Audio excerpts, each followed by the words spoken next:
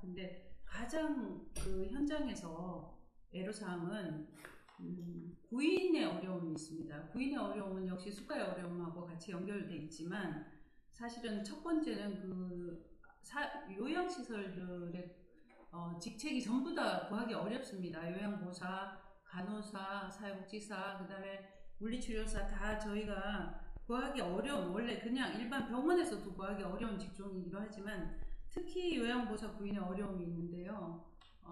그것은 사실은 급여 부분도 있겠지만 제도적인 문제가 상당히 있다고 보는데, 저는 이제 교만스러운 말인지 모르겠지만 조금만 정부가 관심을 가져주면 요양보호사 배출 시스템을 충분히 지금보다 개선할 수 있다고 생각하는데요. 이 기회에 잠깐 말씀드려도 될까요? 시간이? 그럼요. 네. 첫 번째는 지금 현재 요양보호사 배출하는 그 기간이 너무 길어요. 1년에 3번 정도밖에 시험을 치지 않기 때문에 한 번 자기가 요양보호사를 하려고 하면 자격증이 나올 때까지 5개월이 걸립니다. 그러면 현장에서 내가 요양보호사를 한번 해볼까 라고 생각했던 분들도 요양보호사 하기 위해서 5개월이 걸린다 그러면 중간에 포기하는 경우가 상당히 많기 때문에 이 부분은 조금만 노력하면 정부에서 조금만 노력해주면 배출 시스템을 좀 바꿔줄 수 있을 것 같고요. 그 다음에 두 번째는 시험을 쳐서 요양보호사를 꼭 확보해야 되는 부분이 있는데, 사실은 시험을 쳐서 하는 것도 좋은 점도 많아요. 그러나 요양보호사 직종에 응하고자 하는 우리 60대, 50대 세대들은 가정 형편이나 어떤 그런 것들 때문에 좋은 학벌을 가지지 못한 경우가 상당히 많고요. 그런 분들은 시험이라는 그런 난관에 대해서 부딪혀보지 않고 그냥 지레 포기를 합니다. 그런데 그런 분들이 꼭 요양보호사 역할을 못하냐 하면 그렇지는 않거든요.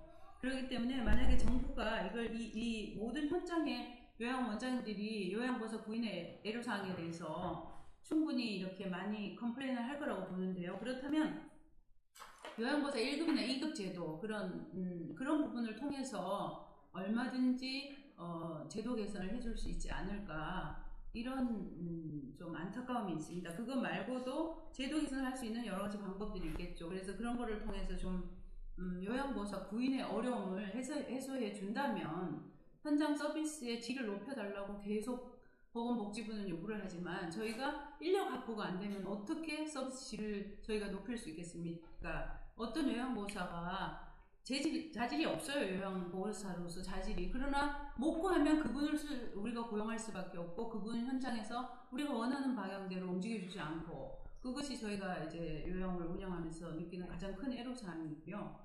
그 다음에 두 번째 또 애로사항은 역시나 현실을 반영해주지 않은 저수가의 어려움이죠. 그래서 수가가 너무 낮고, 제가 요양원을 운영해 오는 기간 동안에 올려준 수가는 사실은 최저임금을 따라잡기가 너무 헉헉거릴 정도로 수가 인상이 안 됐기 때문에 항상 직원하고 해마다 근로계약서를 작성할 때 휴게 시간을 늘리지 않으면, 휴게 시간을 늘려가지고 그 시간을 노동시간에서 빼지 않으면은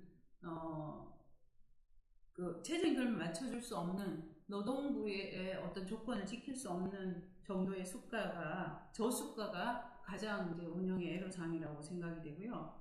그 다음에 하나 더 말씀드리면, 지금 사회복지법인과 민간장기요양기관, 예를 들면 그 사이에서 정부가 굉장히 혼란스러워하고, 이건 사회복지인데, 사회복지니까 정부에서 다 관여해야 되지 않냐 이렇게 생각하고 있고, 사실은 태생은 민간장기요양기관이고 이러기 때문에 사회적인 충돌이 상당히 있는데, 이런 것도 그냥 생각할 때 사회복지법인과 민간장기요양기관이 다르다는 것을, 출생이 다르다는 것을 인정하고 제도를 조금만 변경하면 굉장히 원활하게 운영할 수 있고, 또 시장경제 원리를 이용해서 민간장기요양기관들이 더 활발히 움직이고 더 질 높은 서비스를 할 수 있다고 생각하는데, 왜 이 부분에서 이렇게 그림이 잘 안 그려지고 계속 혼란스러운 속에서 우리가 과연 이 비즈니스를 또는 이 사회복지 서비스를 계속 해야 되냐 말아야 되냐, 그런 힘든 그런 고민을 하게 하는지 이해할 수가 없습니다. 그래서 그런 부분들도 굉장히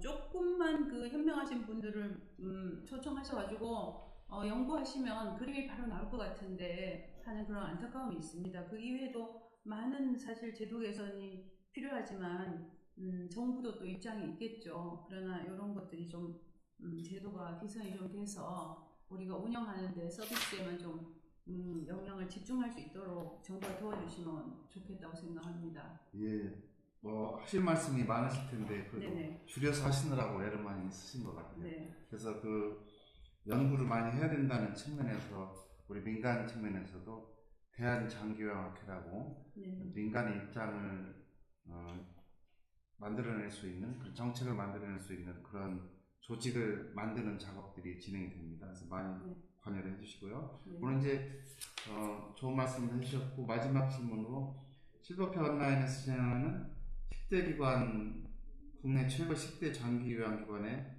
선정된 것에 대한 소감과 왜 그랬을 거라고 추측을 하시는지 간단하게 말씀 좀 해주시고. 일단 10대 장기요양기관에 선정해 주신 거에 대해서 감사드리고요.